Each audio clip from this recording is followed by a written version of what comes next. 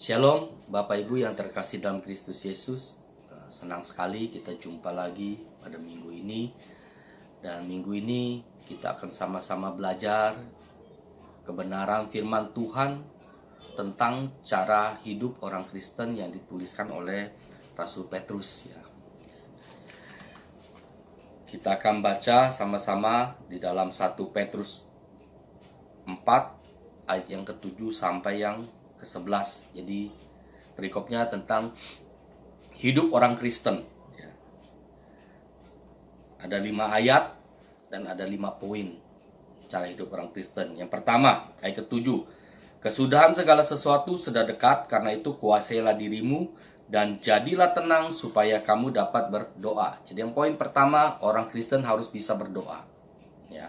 Poin kedua, tetapi yang terutama, kasihilah sungguh-sungguh seorang akan yang lain, sebab kasih menutupi banyak sekali dosa. Poin yang kedua, orang Kristen harus mengasihi. Yang ketiga, ayat ke-9, berilah tumpangan seorang akan yang lain dengan tidak bersungut-sungut. Jadi poin yang ketiga, orang Kristen harus bisa memberi. Yang keempat, ayat yang ke-10, layanilah seorang akan yang lain sesuai dengan karunia yang telah diperoleh tiap-tiap orang sebagai pengurus yang baik dari kasih karunia Allah. Jadi poin yang keempat, orang Kristen cara hidup harus bisa melayani. Yang kelima, di ayat ke-11, jika ada orang yang berbicara, baiklah ia berbicara sebagai orang yang menyampaikan firman Allah. Jika ada orang yang melayani, baiklah ia melakukannya dengan kekuatan yang dianugerahkan Allah, supaya Allah dimuliakan dalam segala sesuatu karena Yesus Kristus. Ialah yang mempunyai kemuliaan dan kuasa sampai selama-lamanya. Jadi yang terakhir, poin yang kelima, orang Kristen harus bisa memuliakan Allah, memuliakan Tuhan kita. Jadi ini adalah cara hidup orang Kristen yang dituliskan oleh Rasul Petrus. Pertama, orang Kristen harus bisa berdoa. Kedua, orang Kristen harus bisa mengasihi. Ketiga, harus bisa memberi. Keempat, melayani. Dan kelima, harus memuliakan Allah. Nah, yang pertama tentang doa, tentang doa di ayat 7, saya sudah pernah khotbahkan. Bagaimana kita bisa berdoa dengan efektif? Bagaimana kita bisa membangun hubungan kepada Allah melalui doa? Yaitu pertama, kita harus menguasai diri kita. Apa yang kita kuasai dari diri kita? Kita lihat di dalam diri kita sebagai manusia ada 3 hal, tubuh, jiwa, dan roh. Yang harus kita kuasai adalah apa? Tubuh dan jiwa kita. Supaya kalau kita bisa kuasai tubuh dan jiwa kita, roh kita bisa menyatu dengan roh Allah. Roh kita bisa menyatu dengan Roh Kudus. Apa yang kita kuasai dari jiwa kita? Yang kita kuasai dari jiwa kita adalah apa? Pikiran kita, perasaan kita, kehendak kita. Apa yang ada di dalam jiwa kita, itulah yang kita harus kuasai. Supaya apa? Pikiran kita, kehendak kita, perasaan kita itu kita selaraskan dengan apa? Pikiran Kristus, perasaan Kristus, dan kehendak Kristus. Itulah yang harus kita kuasai dari jiwa kita. Terus apa yang harus kita kuasai dari tubuh kita? Yang terutama harus kita bisa kuasai dari tubuh kita adalah apa? Panca indera kita. Karena panca indera kita, kalau bisa kita kuasai, berarti kita bisa menguasai seluruh tubuh kita untuk tidak melakukan dosa. Nah, kalau kita sudah bisa menguasai diri, selanjutnya kita akan hidup dalam ketenangan. Artinya kita tidak hidup dikuasai oleh ketakutan, kita tidak hidup dikuasai oleh kecemasan, kita hidup tidak dikuasai lagi oleh kekhawatiran. Kenapa? Hidup kita penuh dengan ketenangan. Nah, kalau kita sudah bisa hidup tenang, berarti kita bisa membangun komunikasi dengan Allah dengan baik, yaitu melalui doa. Dan setiap doa yang dibangun dengan baik dan efektif, doa itu akan mengandung kuasa. Itu bicara tentang bagaimana kita bisa membangun doa yang baik dan efektif, kuasai diri dan menjadi tenang. Nah, minggu ini saya akan men-sharingkan firman bagaimana kita bisa mengasihi. Yang poin kedua yaitu di ayat ke-8 1 Petrus 4 ayat 8. Tetapi yang terutama, kasihilah sungguh-sungguh seorang akan yang lain, sebab kasih menutupi banyak sekali dosa. Kita lihat ya, Petrus katakan, tetapi yang terutama, kasihilah sungguh-sungguh seorang akan yang lain. Jadi kita diperintahkan untuk mengasihi dengan sungguh-sungguh. Makanya Paulus di dalam suratnya di dalam 1 Korintus 13, Paulus katakan, walaupun dia bisa berbicara dengan semua bahasa di dunia, bahkan bahasa malaikat, bahkan dia bisa memberi segala sesuatu dari hidupnya, bahkan sampai dia korbankan dirinya untuk dibakar, kalau tanpa kasih, semuanya itu sia-sia. Nah, ini Paulus katakan. Jadi segala sesuatu yang dia lakukan harus dilandaskan kepada kasih. Ya. Kenapa? Karena kasih itu menutupi banyak sekali dosa. Nah, jadi poin yang penting di sini adalah bagaimana kita mengasihi seseorang dan kita juga bisa menutupi dosa orang itu. Sehingga orang itu sadar dan hidup benar, hidup kudus di hadapan Allah. Tidak lagi hidup di dalam dosa. Nah, inilah yang dilakukan Yesus. Bagaimana cara mengasihi supaya bisa menutupi dosa, menyelamatkan orang dari dosa? Ya, kita lihat Yesus. Ya, di dalam Yohanes, saya buka di dalam Yohanes pasal 8, ya. Perikopnya tentang perempuan yang berzina, ya. Jadi di sini ketika pagi-pagi Yesus datang ke bait Allah, diceritakan tiba-tiba datang ahli-ahli Taurat dan orang-orang Farisi sambil membawa seorang perempuan yang kedapatan sedang berbuat zina, ya. Mereka datang kepada Yesus dan mereka katakan kepada Yesus, "Rabi, menurut Musa dalam hukum Taurat, kalau seorang perempuan didapati berzina, dia harus dilempar batu. Ya, dia harus dilempar batu sampai mati." Nah, terus mereka tanya sama Yesus, "Jadi Rabi, bagaimana menurut Rabi?" Karena mereka ini mau mencobai Yesus. Yesus diam, Yesus jongkok, dan Yesus menulis di tanah. Tetapi mereka terus mendesak Yesus dan mereka terus bertanya kepada Yesus, apa yang harus mereka lakukan terhadap perempuan yang kedapatan berbuat zina. Karena terus didesak, akhirnya Yesus berdiri dan Yesus berkata kepada mereka, "Kalau di antara kalian ada orang yang tidak berdosa, baiklah ia yang pertama kali melemparkan batu kepada perempuan yang berzina ini." Dan setelah Yesus berkata demikian, apa yang terjadi? Mereka satu persatu meninggalkan perempuan itu. Mulai dari orang-orang yang tua, mulai dari ahli Taurat, orang-orang Farisi, sampai semua orang meninggalkan Yesus dan perempuan itu sendirian. Nah, ketika Yesus melihat semuanya pergi, dia bertanya kepada perempuan itu, "Kemanakah orang-orang itu? Mengapa mereka tidak melempari engkau dengan batu?" Yang perempuan itu menjawab, "Iya Tuhan." Dan apa yang Yesus katakan pada perempuan itu? Ya. Di ayat 11 jawabnya, lalu kata Yesus, "Aku pun tidak menghukum kau. Pergilah dan jangan berbuat dosa lagi." Artinya di sini Yesus mengasihi perempuan itu. Yesus mengasihi perempuan yang berbuat dosa itu. Tetapi Yesus juga perintahkan kepada perempuan itu supaya apa? Engkau pergi dan jangan berbuat dosa lagi. Nah, inilah yang ditunjukkan oleh Yesus. Dia mengasihi perempuan itu, tetapi bukan saja dia hanya mengasihi perempuan itu, tetapi dia juga menutupi dosa perempuan itu. Sehingga perempuan itu dia perintahkan untuk tidak berbuat dosa lagi. Nah, inilah juga yang harus kita lakukan. Karena firman Tuhan katakan di dalam 1 Petrus tadi, hendaklah kita dengan sungguh-sungguh saling mengasihi satu dengan yang lain. Karena apa? Kasih itu menutupi banyak sekali dosa. Banyak orang Kristen yang salah mendefinisikan arti kasih. Ya, makanya banyak juga orang Kristen yang meninggalkan komunitas sesama orang percaya. Kenapa? Karena salah dalam mengartikan definisi kasih. Ya, yang ada di kepala mereka adalah seperti ini. Ketika mereka meminta, tetapi tidak diberi, dia bilang, wah, orang ini tidak ada kasih. Ya. Ketika mereka meminjam, tidak dikasih, dia bilang, wah, orang ini tidak ada kasih. Ketika dia mengharapkan sesuatu dari komunitas itu atau dari orang lain dan dia tidak mendapatkannya, dia akan katakan juga bahwa komunitas itu, orang itu tidak ada kasih.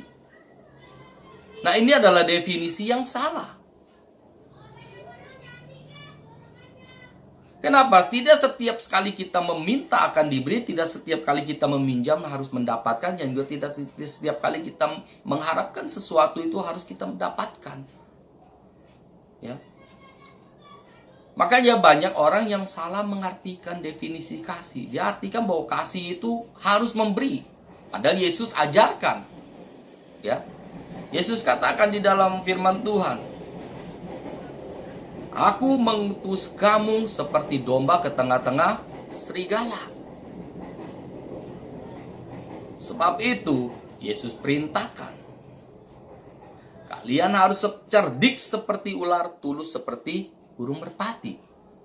Kenapa? Karena Yesus tahu, ketika Yesus mengutus kita, ketika Yesus mengutus kita di tengah-tengah dunia ini, Yesus tahu dunia ini penuh dengan apa? Dengan kepicikan. Dunia ini penuh dengan kelicikan. Makanya kita pernah dengar kan, ada pepatah mengatakan apa? Serigala berbulu domba. Jadi ada orang yang memanfaatkan, ada orang yang mau memanfaatkan kasih yang diperintahkan oleh Tuhan kepada kita. Mereka memanfaatkan itu. Orang Kristen penuh kasih, kalau kita minta pasti diberi. Orang Kristen penuh kasih, kalau kita pinjam pasti dikasih. Ya kan? Orang Kristen penuh kasih, kalau kita mengharapkan sesuatu pasti akan kita dapatkan. Nah, mereka banyak yang seperti itu. Sehingga ketika mereka tidak mendapatkan hal-hal yang mereka inginkan, mereka kecewa dan mereka meninggalkan komunitas orang percaya. Ya. Kita lihat Yesus. Yesus mengasihi perempuan itu, iya benar. Tetapi Yesus juga memerintahkan perempuan itu untuk apa? Tidak berbuat dosa lagi. Jadi kasih yang seperti apa yang bisa menutupi banyak sekali dosa? Kasih seperti apa yang bisa menyelamatkan orang adalah kasih yang mendidik. Bukan kasih yang memanjakan. Ya. Banyak sekali orang-orang tua yang mengasihi keluarga mereka, mengasihi anak-anak mereka dengan kasih yang memanjakan. Bukan dengan kasih yang mendidik. Sehingga apa? Kita lihat, di dalam perkembangan selanjutnya, anak-anak yang dikasihi oleh orang tuanya dengan kasih yang memanjakan, itu akan tumbuh menjadi orang yang manja. Orang yang tidak kuat menghadapi tantangan. Menjadi orang yang lemah.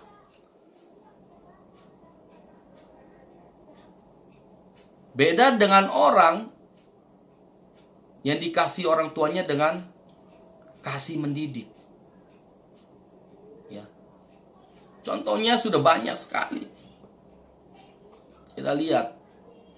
Kalau anaknya mengalami masalah, baik masalah hukum atau masalah keuangan, dia utang orang, masalah hukum mungkin terlibat masalah narkoba, obat-obatan, ya, mungkin dia menipu orang. Apa yang dilakukan orang tuanya? Banyak sekali orang tua itu menutupi kesalahan anaknya. Dia mengasihi anaknya benar, tetapi dengan kasih yang salah, dengan kasih yang manja. Sehingga apa? Dia berusaha menutupi supaya anak-anaknya yang terlibat masalah hukum itu sampai tidak dihukum. Segala cara mereka tempuh. Bahkan ada yang mereka membayar polisi, membayar aparat hukum. Supaya apa? Anaknya dilepaskan. Dan apakah ini mendidik anak itu terlepas dari dosa yang mereka lakukan? Enggak. Karena ada banyak sekali contoh. Anaknya terlibat narkoba. Dan ketika ditangkap oleh pihak penegak hukum, orang tuanya mengeluarkan anaknya. Dengan apa? Dengan membayar uang yang besar kepada polisi. Dan apa yang terjadi setelah itu? Apakah anaknya bertobat? Tidak. Anaknya terus terlibat dalam dalam dosa. Artinya kasih seperti ini bukan kasih yang mendidik.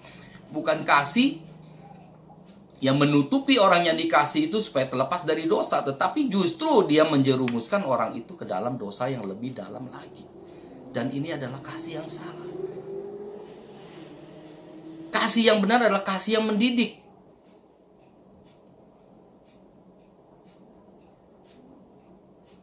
Contohnya kasih yang mendidik itu seperti apa?